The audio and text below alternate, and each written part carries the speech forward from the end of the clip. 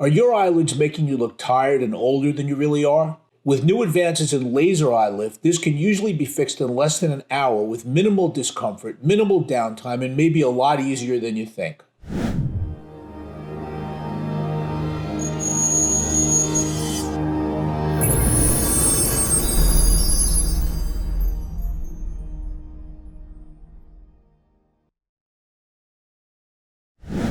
Hi, I'm Dr. Joel Studin. Since my initial training and work with lasers at Harvard Medical School, I've been exclusively performing laser eye lift because I think it's a much better way to do it. With laser eye lift, you can correct hooding of the upper lids, bagging of the lower lids, or both at the same time. The goal is 90 to 95% better. You do not want to get rid of every wrinkle in line.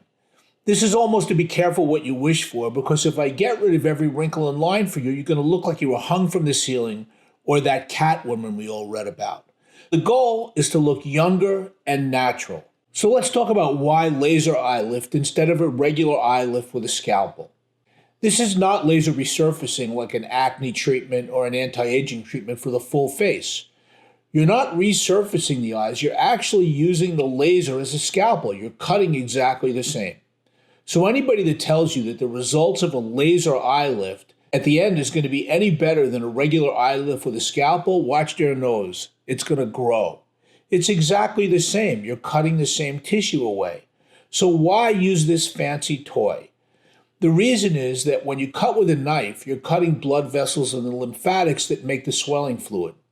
The laser vaporizes the little line of skin or vaporizes the fat and seals the lymphatics and blood vessels as you cut. So there's significantly less bruising, there's significantly less swelling, you're much more comfortable, and healing is faster. It just makes the whole procedure a lot easier. An eye lift won't change the shape of your eyes unless you ask for it and agree to a plan for that with your surgeon. Whether they're upturned, downturned, neutral, round-shaped, almond-shaped, wide-set, or close together, they're going to be the same when you're finished, except you won't look like you need a nap and you'll look a lot younger. With upper eyelids, there always needs to be a small line at the end of the procedure. You need to remove extra skin, fat, and muscle. While that line can be pink for the first few months, after a few months they usually heal really well and are difficult to see. In most people, removing the skin, fat, and muscle from the upper eyelids gives you a great result. But in some people, you need a brow lift as well because you've got drooping eyebrows. I'm going to go over that in a separate video. In the lower eyelid, there are choices. You can do this from the outside or the inside. If somebody doesn't have a lot of extra skin, we can do a TCB or transconjunctival blepharoplasty. And naturally, in medicine, there are always fancy words, but the concept is pretty simple. The conjunctiva is the pink membrane inside your eyelid. You can pull down that lower lid, laser a little tiny hole in that membrane, laser out the extra fat, and those people will look great. And it's natural to think, what about the extra skin?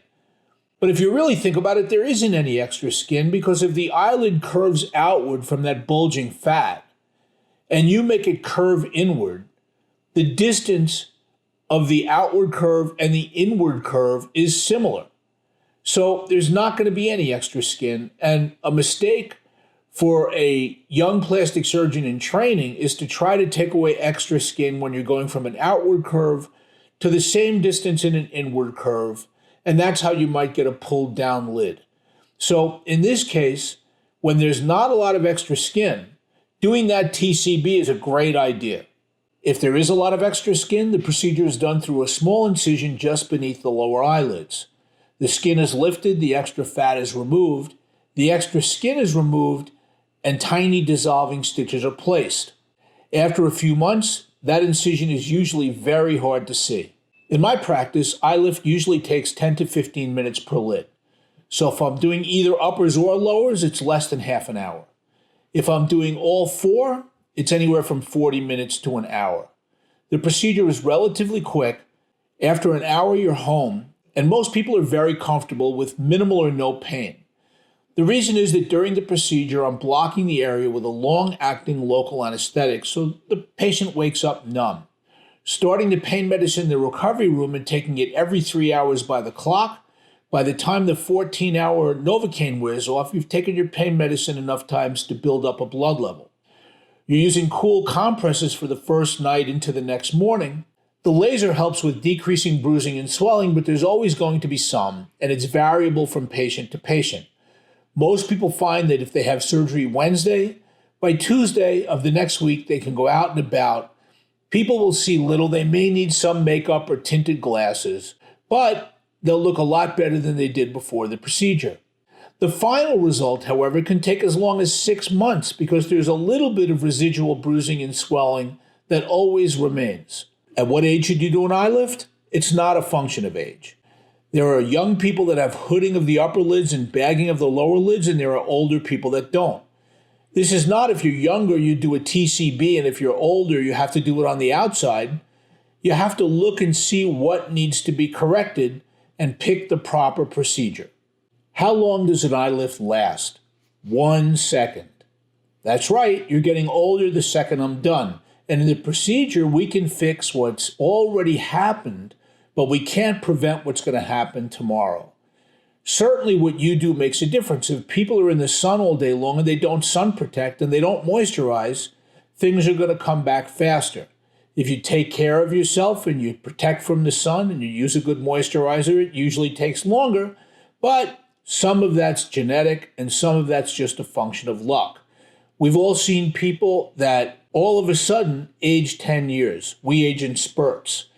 So I have patients that are 20 years later that look like I did them yesterday, and I have patients that after a few years need a little bit of a touch-up. It's very variable. Your eye socket's quite deep.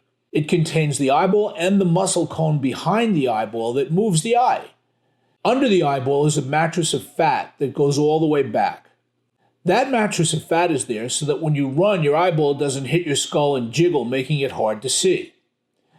If the ligamentous structures of your lower lid become weak, or in some people they're just naturally born that way, that fat pad herniates out, causing the bags under your eyes.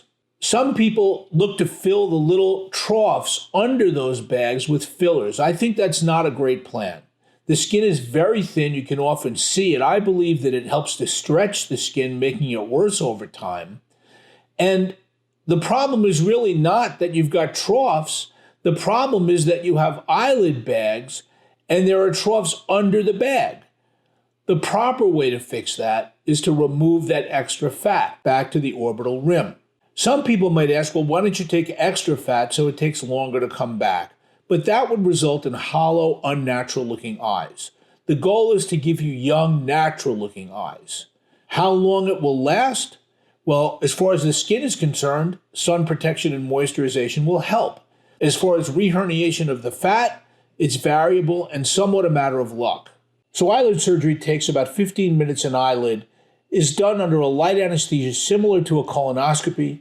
Most people are home in an hour and out and about to their activities in about a week.